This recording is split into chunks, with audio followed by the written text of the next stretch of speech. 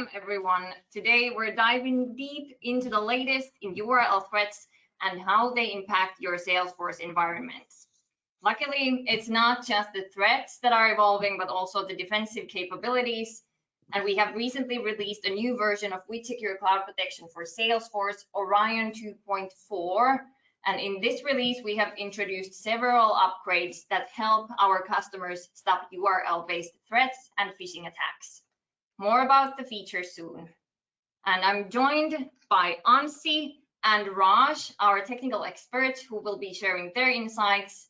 This webinar is recorded and the recording will be available afterwards. And remember, you can ask questions in the chat and we will answer those at the end of the webinar or after the event. And let's start with quick introductions. I'm Elisa Mustonen. I'm the product marketer for WithSecure Cloud Protection for Salesforce product globally. And with me here in the studio at WithSecure headquarters is Anssi Korpilaakso, Director of Customer Success and Operations here at WithSecure. Could you, Anssi, begin by telling a little bit about your background and your role here at WithSecure? Sure. Hey, thank you, Elisa, and welcome everybody to this webinar. So like Elisa said, my name is Anssi Korpilaakso. I'm leading our customer success function that comes to cloud protection for Salesforce. I have been in the company and also in the cybersecurity field close to 15 years in various roles, sales and technical sales. And like Elisa said, I'm now running the customer success function. Thank you, Anssi. And we also have our remote speaker, Raj Patel, lead solutions engineer, giving us his viewpoints all the way from New York. So please, Raj, the floor is yours. Hi, Elisa. Thank you. Hopefully everyone can hear me. Yes? Okay. Raj Patel. Yes, I'm based in New York. I've been in technology for about 30 years now. Cybersecurity, a little over 10 years. I've been at WithSecure for approximately 2.5 years now, and I'm focused on our Salesforce Cloud Protection for Salesforce product. And it's nice to be with everyone today. Thank you both. Quite impressive. Now let's get to the theme of the day, and we'll start with a look into the threat landscape in the first months of 2024. Our threat intelligence team here at WithSecure is constantly tracking ransomware groups and cyber criminal activities globally. Anssi, could you share a little bit about the latest findings that our team has made? Sure. The ransomware is, of course, it has been in the trending quite a long time, and there are over 50 different kind of the ransomware groups who's working or attacking against the victims. And one thing which is interesting, of course, we are following all of those groups are that they are posting their victims in the internet. So it's fairly easy to follow up and see how much victims we are seeing in the monthly basis. If we are comparing the April to the March, it's pretty much the same. It went a little bit down, but not too much. It's still over 400 victims. But if we're comparing that to the last year, it's still like an 8% increase, and comparing to the 2022, it's 40% increase.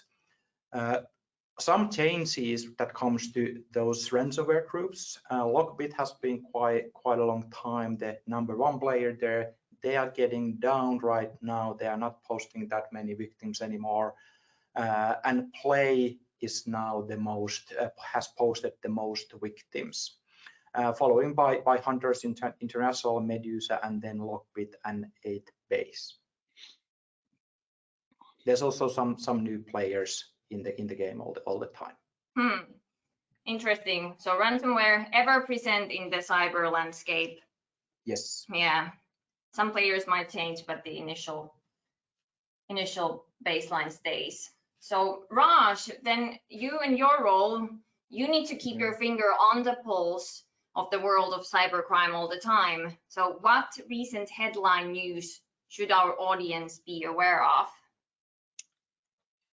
Yeah, thanks, Lisa. I think the big thing here And I'll bring up an example of a large healthcare payment processing company that was recently attacked. The big theme around ransomware these days is something new called ransomware as a service.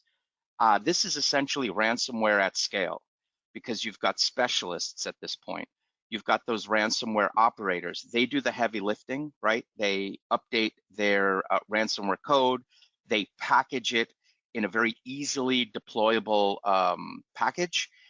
And then they farm those out to what are called ransomware as a service affiliates. Those are the folks, the groups that go out and try to target particular companies that they think are vulnerable, right? So you've got now pods of specialists deploying these ransomware packages, and it just makes things even that much more potent. Now, this ransomware as a service example literally took down a large US healthcare payment processing company with the tune of $1.6 billion ultimately. And this is a situation where after paying the ransom, this company, and it's called Change Healthcare, after paying the ransom, there were some issues around the operator and the affiliate where the affiliate did not get paid by the operator. So now you've got an affiliate who is holding all of this payer processing data and they're not deleting it because they weren't paid by the operators. So the whole concept of ransomware as a service has completely muddied the waters because you have multiple groups trying to go negotiate payments, and the person and company left holding the bag is the victim in this case, this large payment processing company. It's unfortunate, and it's only going to get worse. The victims or the crime perpetrators are finding more and more ways of making things easier to deploy these ransomware packages. Quite interesting. This is a little bit the same as like with the phishing as a service platforms or services available out there. So really like. Yeah, absolutely. Now the as a service, exactly, the as a service type of concept that actually helps companies. You've got infrastructure as a service and a lot of these very valuable services that a lot of these SaaS providers provide. But at the same token, these threat actors are now using that as a service concept to make it easier to deploy these ransomware packages and other malware. And it's affecting all the different aspects of data. Yeah, and a little bit more about this kind of network of cyber threats or the complexity around this and the ecosystem thinking is this third-party risk management. Could you, Raj, tell the audience a little bit? Yeah. How does this look like? Absolutely. So it's basically supplier risk management, third-party risk management. We are in such a interconnected world these days where in the past you had your four walls and you were just really focused on securing those four walls. But now companies, to be competitive, to gain more revenue, they need to be more efficient. And that's what the internet has brought, more efficiency. But with that, there are issues, as you can see in this chart, where you are depending on third-party partners, vendors, even customers, and you have to watch what is happening in their footprint, because their footprint is ultimately affecting you either upstream or downstream when it comes to cyber attacks. So it's something else that companies need to watch out for. It's what are their partners doing to their environments and how are they securing their environments. Thank you, Raj. That's really interesting. And since Salesforce is a highly connected platform,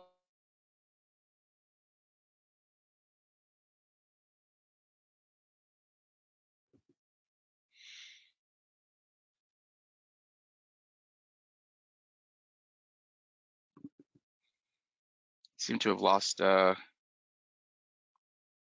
that me?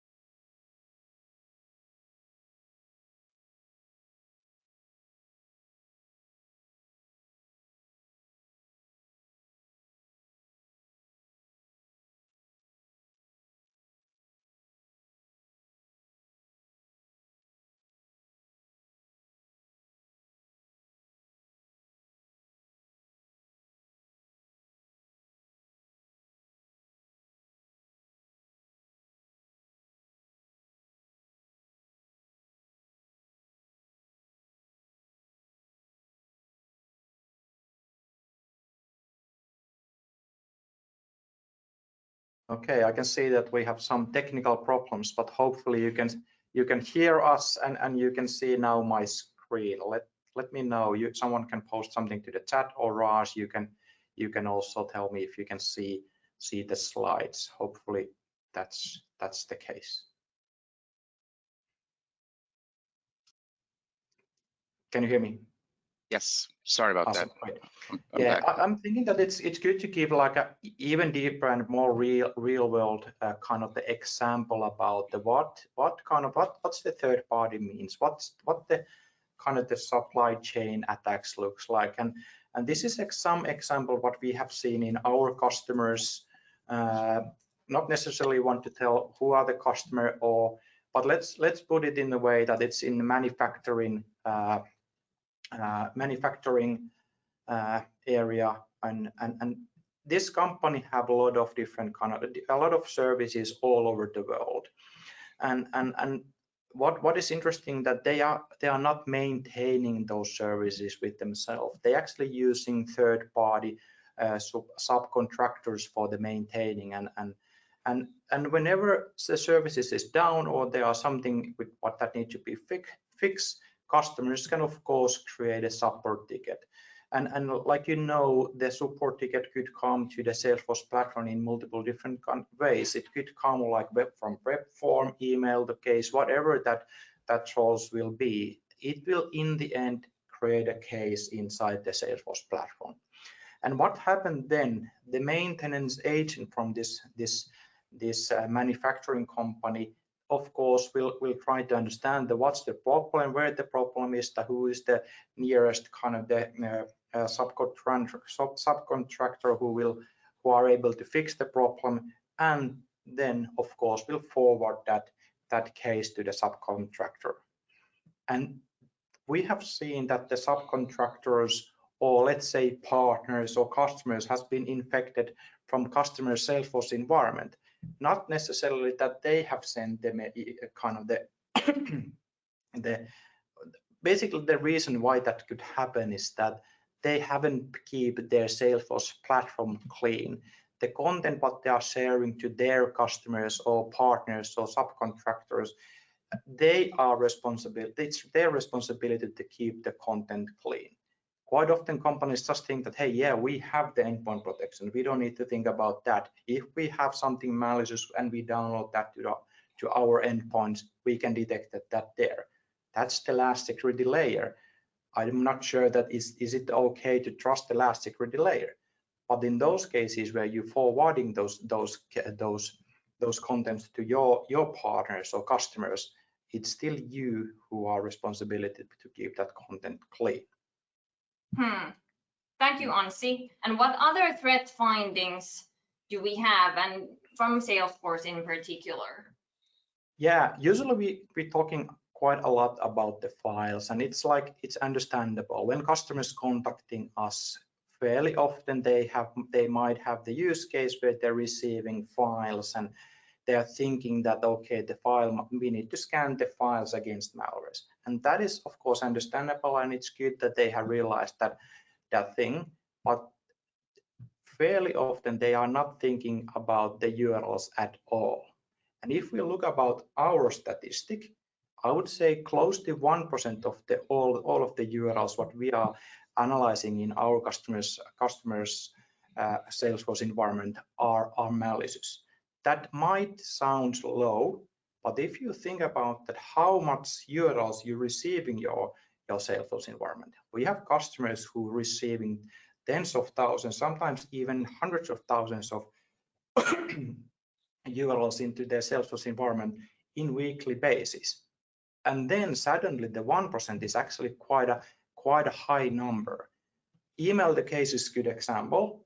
If I'm looking about my own email signature, there might be like 5 links at least.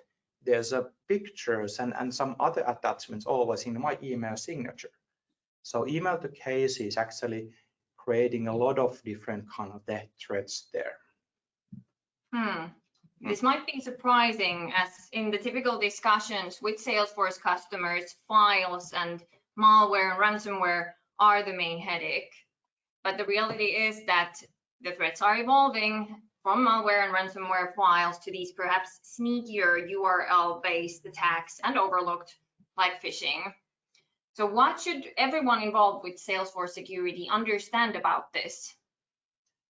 The first thing what we need to understand about think about the attack vectors. So you might have multiple ways to get content into your Salesforce environments. You might have those web forms, email to cases, web chats, maybe those partner portals or whatnot. For attackers, all of those are actually attack vectors, and they can utilize those to sending support cases, email, some other emails maybe. Let's say they have like a job application there, loan application. The list goes on and on. So attackers can easily utilize those attack vectors fairly easily.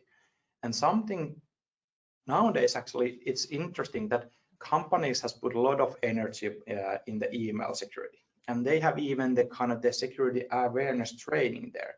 So people nowadays start to understand that, hey, maybe I shouldn't click all the URLs, or maybe I shouldn't open all the attachments what I'm receiving from email. But when people is working inside the Salesforce platform, that thinking is completely gone. They don't have that kind of awareness. They are automatically trust all the content what is in their Salesforce environment. Yeah, and these phishing threats certainly come in many shapes and forms, not just through many different avenues. I happen to know that our consultants have been investigating quite a complex attack recently with Salesforce in the mix.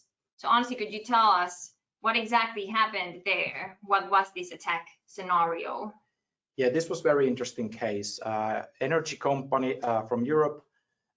Basically, everything started from email to case, and the email to case actually included the document. It was actually the PDF, and inside that PDF they had the link. The victim actually, what happened? The victim actually opened the PDF, then clicked the link inside the PDF, which ended up to the kind of the fake Microsoft authentication web page, and unfortunately the victim gave his or she's credentials to the site, and in the end the attacker was able to kind of compromise the whole company with those stolen credentials. So summarize, if we think about the what happened, there were email the case, there were actually the file, but inside that file there were also the URL. So it's interesting that there are multiple stages in that attack. And we do have some other detections that kind of support this, or at least align on with this story as well. Yeah, it's kind of if we look about, I actually took some statistics from our customer base, that how much files we are scanning a monthly basis, how much URLs we are analyzing, and interesting, if you look about the most used file types what we are seeing in our customers environment, the PDF is easily the number one. Almost 60% of the file types are PDFs. So that is interesting fact. If we look about the detection ratio trend, we can see that in last year, if we start from Q1 and up to the Q4, detection ratio actually increased 700%. So we see more and more attacks in our customer Salesforce environment. But if we go back to this PDF thing, so most of the files are PDFs. And if we look about that, what other vendors saying actually about the PDF, we know that, but sometimes it's actually nice to show some other security vendors that what they have seen and what their research saying. And for example, Palo Alto Networks saying that 66% of the malware is delivered through the PDFs. Can you see the connection here? Exactly. Thank you, Anssi. I think this quite well illustrated the overall complexity of cyber threats today, and the fact that there is no silver bullet to stop all, even if you would scan PDFs. What makes things even trickier is that the URL threat category in particular is not that well understood, especially in the Salesforce sphere. And there's definitely room for improvement for the security vendors here as well. We have taken URL threats into account in WithSecure Cloud Protection for Salesforce since the early days of our product. And now, just recently, we've enhanced our URL protection capabilities in the latest Orion 2.4 release. And this is the aim is to provide more holistic protection for Salesforce customers around the world against these complex attacks with stealthy threats. In the release 2.4, we have added capabilities to detect malicious URLs inside files, as was in the case, to detect threats behind short links, and we've broadened URL protection capability to cover custom objects and fields in Salesforce. The custom objects and fields, I would say that is the most requested feature from our customer side. So I'm super happy to kind of see that now this is the first phase about the custom objects, URL protection in custom objects and fields. This is the technical part, and next basically phase will introduce all those, also the UI for that. You can already start using that, but you need our customer success team help, like Raj can easily jump to the call with you and show how to turn this feature on. I will dig in a little bit more about this custom object thing. There are some other minor things. So we have updated the bridge preview links, URL list. There are some performance enhancement, and of course the resilience is very important. So sometimes, as most likely as you all know, the Salesforce platforms are like a complex, and there might be a lot of different kind of the customization, and sometimes scans might fail. So I'm happy to kind of introduce that now in this newest feature. We have multiple ways to kind of improve the resilience and retry those scans as well. But if we go to the URL scans in custom objects and fields, like I said, this is the first phase. So now that the technical thing is there, we can already start scanning URLs in your custom objects and fields. We have already support like a chatter messages, case descriptions, email messages, lead, website tasks, descriptions, and so on and so on. But this bring all the other custom objects and fields under the URL protection, which is very nice. The next phase will be the UI, when you can from UI easily choose that what are the objects and fields where you want to enable to the URL protection. Admins can select those fields, and they enable the URL protection wherever they want. But it's already possible to do. Please contact our customer success team, Raj, Connor in US, and also in Asia Pacific. We have Andy there, and Suki and Rafael here in Europe. If we go forward, Elisa, would you like to tell me something about yes. other features? Yes, so we have other cool features, obviously. So as Anssi illustrated in the energy company attack scenario, URLs can sneak in not only in messages, but also embedded inside files, you know, like just behind text, or perhaps behind this innocent looking call to action button in a PDF file, and so on. So scanning files just for malicious code and malware is not enough, but the embedded links inside need analysis too. And WithSecure Cloud Protection for Salesforce now does this, and these detections can be found under file events. So even though it's a URL that we're scanning, is still within the file, which then is behind this logic. And another stealthy threat that we're now stopping is URLs behind short links. So as a marketer, I know that short links are super handy, and they save space when there is, for example, a character limit in a post or marketing message out there somewhere. They also are really handy for attackers because they quite conveniently mask the true destination of the link. It seems like something that it's actually not and can then trick the user more easily to click on the link than it would if you would see the actual link from there straight on. So now we are able to scan the actual destination behind a shortened URL, not just what it appears to be. And this is pretty cool in my opinion. And this new version with all these new URL protection capabilities is currently already available on Salesforce App Exchange. So you can manually update straight away, and the automated updates will roll out after 2 weeks for production orgs. Yes, the automatic update will start soon, and actually we have started those to the sandboxes already. Yeah. So if you have installed our solution to your sandbox, the automated update has already started. Some end of life announcement. This is very important. What we did last year, we actually did 4 big releases last year.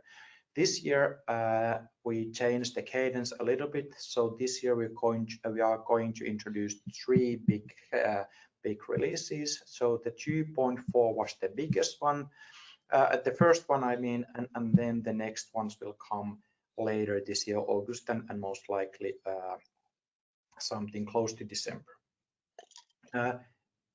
End of life thing is now it's very important. If you are using 1.x versions, 1.7, 1.6, 1.8, those need to be updated before the end of Q3. This is very important that everybody will upgrade those versions to the latest and greatest. So we are doing some backend changes there. We are retiring some old backends there, and those 1.x versions using the old backend, and it's necessary to now upgrade to the 2.x versions. Our recommendation is that please turn the automated update on, so then you will always get the latest and greatest version. We always adding new features, but also improving the performance and fixing bugs here and there. So maybe one more thing is that how the product AOL thing works is basically we are always supporting the current version and 2 versions before the current versions. So we are supporting 3 versions at the same time. So in this case, it means that 2.4, 2.3, and 2.2 are now supported.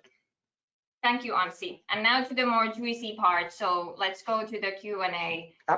You forget the sneak peek about the roadmap. I have no power here. Yeah, these are just few items, top level items that we are going to focus in future releases. So there are, like I said, the UI part for the custom object URL protection will come in the next release. We are going to change some technologies, so we are switching to the SHA-256. There are some QR code scanning. Domain age detection and blocking is fairly nice thing. What we are also working, something which actually comes to these URL protections is that quite often when we look about these attacks, those phishing links are fairly often very new. It might be that the URL domain age is actually 2 weeks or something like that. And security vendors, it might be that we don't have the reputation for the URL. But if we see that, hey, this URL is actually only 2 weeks, this domain is actually only 2 weeks old, it's fairly possible that the link, the URL is malicious, or they are using that in the phishing attacks. But a lot of changes are coming. UI changes. We're going to revamp the admin panel completely, blocking password protected archives and so on and so on. But these are just sneak peek about the upcoming releases. And now finally to the Q&A. So let's address questions from the audience that we have. And if you have questions now that you have not yet asked, please put them online. The first question is from Victor. So Is there a list of what WithSecure can do that Salesforce Shield cannot? There's a lot. Who wants to go? Anssi, do you want to take this one?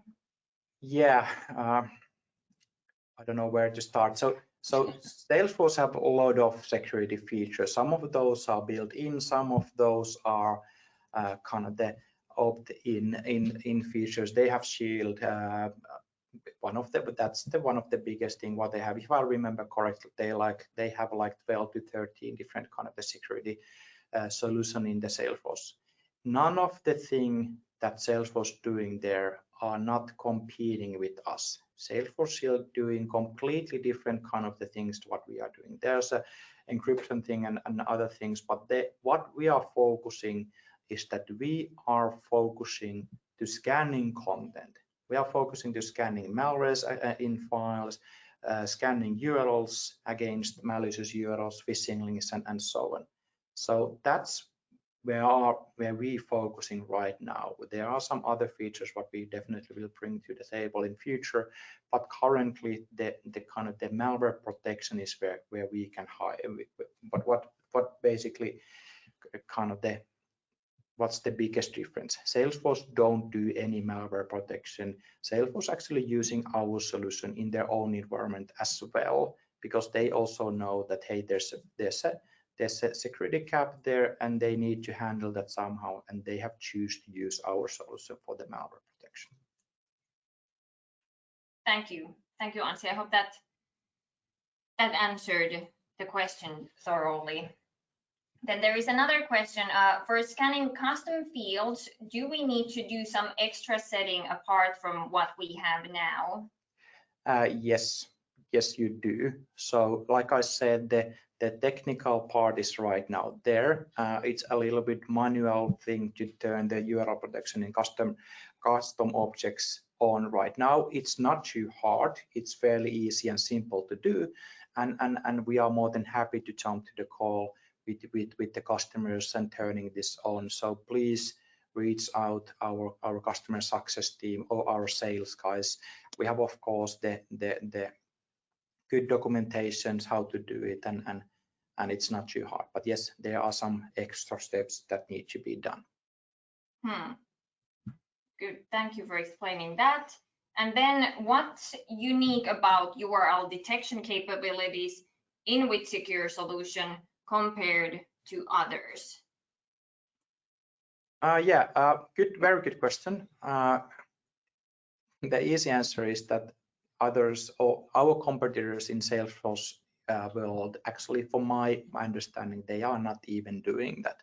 So we are pretty much the only one who's actually can really scan URLs in real time in those custom objects fields, wherever you put those. So that's the difference. Some competitors can scan URLs inside the files, but that's pretty much it. So not the normal URLs just uploaded as is to Salesforce through different fields. Yeah, if you put like a URL in the chatter, we can scan it. From my understanding, our customers are not able to do that, but this is just for my understanding. Okay. And to the next one, and this was about Raj, Raj, please. Yeah, just real quick. One other thing that is interesting that we do, and it's really relevant to shortened URLs, where when you look at a shortened URL, you don't really know what the destination site is. And then within the shortened URLs, you can have URL shortening services and even shimming services that threat actors can use to deviate the original intent of the URL. We have something called click time protection links, which when enabled, when a user clicks on that link, we will be able to replace it. So we'll constantly be scanning those links, regardless of who in your enterprise is actually clicking on it, which is super important these days, because URLs can regularly morph into a destination that is unintended. That was very good point, Ross. Thank you to adding that, and maybe adding a little bit more for that is also the visibility side is there as well. So it's not only the protection, it's very important that we can scan those URLs and find when those are posted or clicked or downloaded. But then the visibility side is also super important. So in security, I would say that everything starts from visibility. If you don't have visibility, it's pretty hard to build security around that. So the visibility is very, very big thing. And in our solution, you can see that where we got those links, who has been clicked those URLs, who has been downloaded those files, and so on. So that is also big difference if you're comparing to our competitors. Yeah, so when it comes to the threat hunting and the investigation phase, that's like a huge money saver there. Yes. Okay, and then there is one question about the lifecycle policy. So if we are already on 2.3.1, we will be automatically upgraded to 2.4, and this is to confirm. Yes. So if you are in any of the 2.x version, 2.0 or 2.2 or 2.3, those will be upgraded to the 2.4 if you have turned the automatic update on. Thank you. Thanks. Hey, there were a lot of good questions. Yeah. Do we still have any questions, or Raj, or do you have, or Elisa, do you have anything what you want to add before we ending this webinar?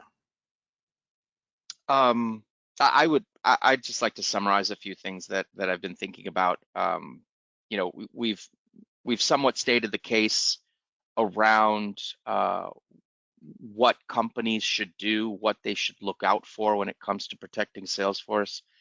The bottom line, I think, to summarize, is taking what I like to refer to as a defense in depth approach, essentially a layered approach to securing your environment. And again, that environment is expanding, right? It's not just your company, it's your partners, it's your vendors, it's your customers. You have to be diligent across the entire scope. And this defense in depth approach essentially says you have to protect the data where it sits. Within Salesforce, Salesforce contains a lot of proprietary data. It's basically your crown jewels to run your business. That should be protected. Salesforce themselves do a pretty good job, but they do lack the ability to protect you against malicious files and URLs. And that's where we come in.